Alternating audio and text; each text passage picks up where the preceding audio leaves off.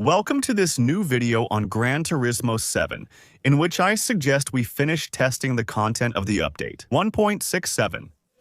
We still have 2 cars left to try, which we're going to test today in this video, just to see if they're worth buying. Quick reminder, yesterday I released several Gran Turismo 7 videos where we tested another car. Added in this update, the Xiaomi SU7, but also the engine swaps in Gran Turismo 7 that came with this new update. So, feel free to go take a look. That way, you'll get an overall view of the content added with this new season. Today, we'll first test the 2024 Elantra N touring car. It costs $280,000, and interestingly, the road version is also in the game. The 2023 Elantra N, which costs much less, and the Elantra N, which you can turn into a race car with the touring car body kit that's available for it. So the question is whether with the 2022 touring car, we can get a car that's more powerful than the 2023 Elantra.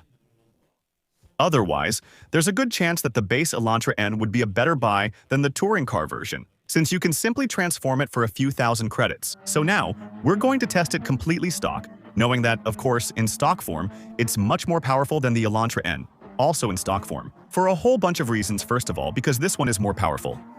I think it's the same engine in both versions, whether it's the race version or the street version. It's the 2-liter turbo 4-cylinder. Here, we have 350 horsepower versus 280 in the street version. When it comes to the chassis and handling, it's totally different. I think that's where everything will be decided. Right from the start. Here, we have hard racing tires, whereas the street Elantra N just has regular road tires, nothing special. Above all, this car starts at 1,200 kg, while the street version weighs 1,400 kilos. So, the big question is, will we be able to reduce the weight of the race version even more with the upgrades in Gran Turismo 7, or are we going to be stuck? In terms of upgrades, because it's a race car, we'll see that in a few minutes. It's true that the base Elantra N was heavier, but with weight reductions, we could lower its weight by several hundred kilos. And above all, and we'll see how that turns out after the Elantra N, now you can swap it with an engine that makes 800 horsepower. I'm not sure we can do that with the race version we have here. What else can I say about this car? Honestly, not much. If you've already driven race cars in Gran Turismo 7 cars from these categories, they're generally pretty easy to handle. Maybe a bit less than others since this car is still front-wheel drive. So, obviously, compared to other race cars in the game, which can be in a similar performance category, whether they're all-wheel drive, front-wheel drive, or rear-wheel drive.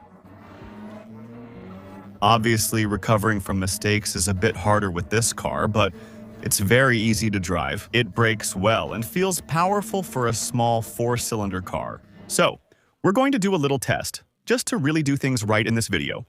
I'm going to buy a stock Elantra N and spend up to 250,000 credits on upgrades. That's the price difference between the regular Elantra and the touring car version. We'll see how far we can upgrade the Elantra N and improve its performance points. Then check if the touring car version offers any real performance gains, simply to see if it's worth buying the racing version. So, unless I'm mistaken, I've fully upgraded it. We still have some budget left. Technically, I've spent. In total, between buying the car and the upgrades, it's $270,000. We'd have $10,000 left to buy other parts. But at this point, we already have all the most important parts. We have a car with higher PP than the Elantra touring car and 250 more horsepowers. So, it doesn't necessarily mean much since it's front-wheel drive, but still, it's more powerful and lighter. Now, one thing we're going to check is in the car settings. What theoretical aero can this car have? Because that might be where it gets beaten by the Elantra touring car. We could technically have 200 kg at the front and 270 at the rear. But here we actually have 200 kg at the front and 350 at the rear. So technically, it's true for this Hyundai race version. The only big difference it seems to have, let's say in its favor, is the fact that we have a bit more downforce at the rear, which can be interesting. That can be a big difference now, clearly. I think for all the small tracks or all the tracks where there aren't necessarily high-speed corners, I think the base Elantra N is a more interesting choice to buy and upgrade if you want to stay in economy mode, rather than taking the race version, which, as you've seen, is worse in every way, in all measurable data. Basically, what I mean is that if you absolutely want to drive a Hyundai, and you absolutely want a car that's between 600 and 700 pp, which is as high-performing as possible for the lowest price, you should go for the road version. Since I don't want to misinform you, the only thing you can change on the Elantra negative temperature coefficient is this. Uh, is the tires... Oh no, there's the turbo. Wait, forget what I said. We max out at 550 horsepower. And in total. So, we have a car that costs 300,000, let's say a little over 300,000, and on paper, it's far from being as high-performing as the Elantra N. So, we're going to do something like that. Well, it's the same. We're going to do things right. We're going to do a little time trial with both cars on. I don't know, let's say Suzuka or something like that.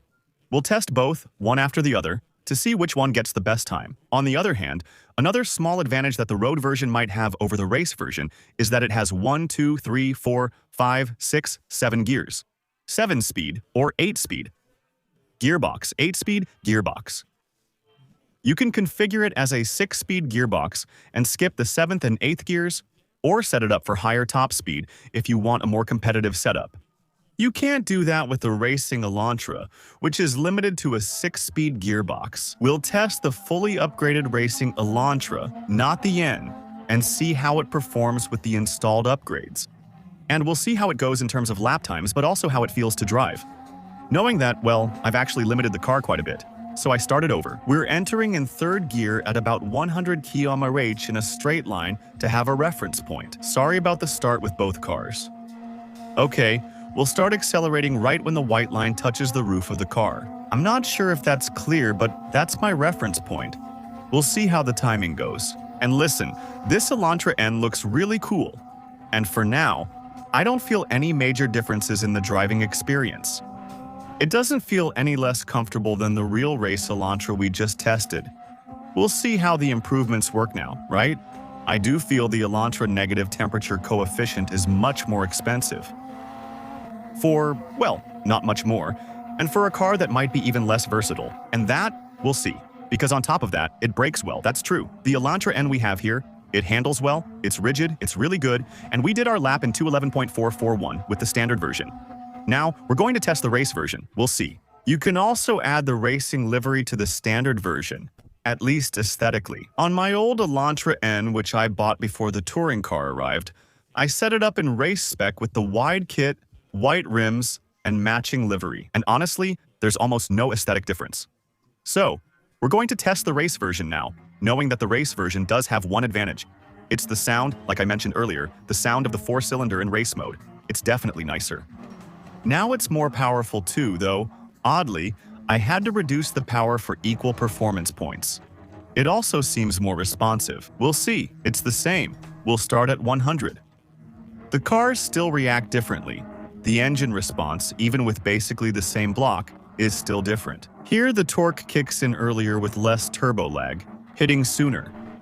After that, I'm not sure what will happen. At higher revs, it seems to be a bit more manageable.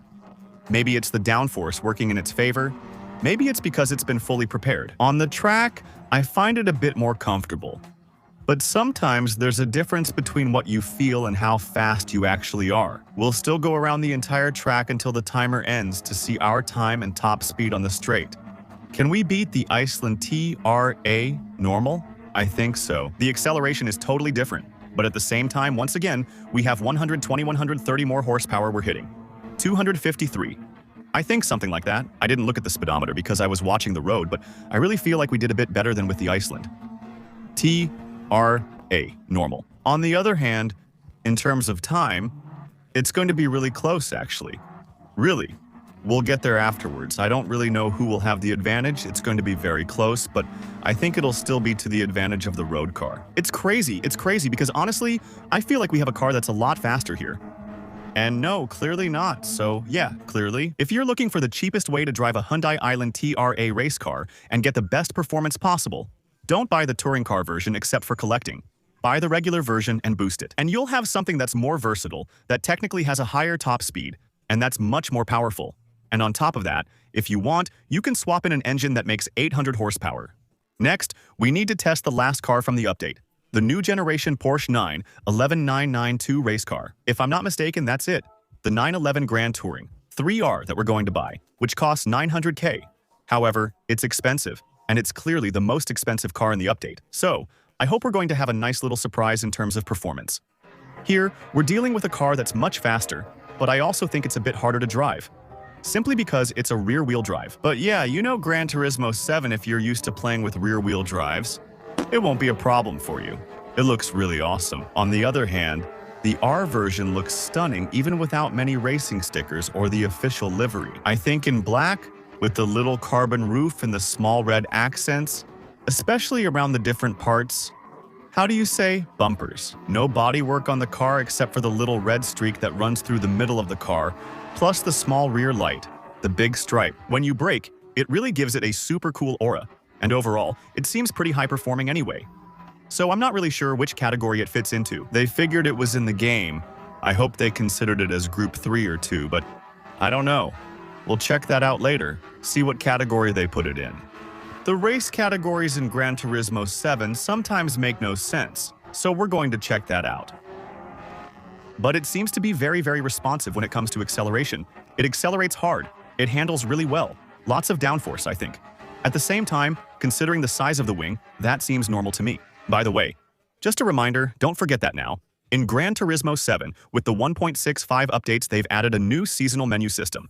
Basically, with every game update, if you collect all the cars from the current season, the Xiaomi, Island Train Touring Car, and Porsche, you get a small bonus reward. Just don't expect anything major. It's rarely worth it, but it's a little extra ticket. Let's open them since I have my daily ticket too. Maybe with some luck, the Porsche purchase will pay off. It doesn't look too good so far. Ah, there we go. Gran Turismo 7C. The worst wheel spins are always the same, so that's what I got for my daily credit. If you finish the seasonal menu, you get a 5-star ticket. Maybe we'll have better luck. There are only things I'm not interested in. I'm telling you right now. Maybe a car, a swap. Which one is it? If the swap is valuable, what is it? Oh, that's fine. Since this car's a race car, I think there won't be much customization. Yeah, there are personal parts, but we can't put it in Evo mode. Yeah, if that's the case, we can add a few little things to it. The little livery, the small vents, it's nice, it's nothing special, but let's say it's better than most of the race cars in the game, where there's basically zero customization, so it's kinda nice. Again, it's nothing special. And when it comes to upgrades, like all the race cars in the game, it's pretty limited. These are cars you can't really upgrade much. We'll have racing tires and a turbo reaching 800 horsepower, just like the upgraded race cars in the game. That's the end of the story. We'll see what happens. Also, remember in Gran Turismo 7 since update 1.65, all the race cars. Quick races, even outside career mode, are instantly affected by balance of performance regardless of upgrades. The only way to play with upgraded race cars without the balance of performance or anything is to play in custom races. You start with your own settings, and then, as a result, there's no more balance of performance and you can play the game freely. It's true that it's a bit annoying it's a bit annoying. I understand why they do that for career races, but for quick races, no, that's just how it is. It seems to really go fast though, the acceleration it has for a race car. Well, it's true that it has 800 horsepower actually, for a car with 800 horsepower. It's not that impressive, but considering the downforce it has, it's really not bad at all. Honestly, as expected, I have nothing negative to say. It's hard to criticize race cars since they're basically rockets. They aren't necessarily the fastest in their category, but these are cars without any flaws. They're cars that really go, that accelerate hard, that corner hard, that brake hard. Ultimately, what matters is if it's faster than other cars in its category in the game. To determine that, you'd need to test various setups on many tracks and in different situations. I'll do that gradually, like with the other cars, but it will take weeks or even months to finish. It's true that, at first glance, it seems to have a great base and be really fast. I hope you enjoyed this short Gran Touring 7 video.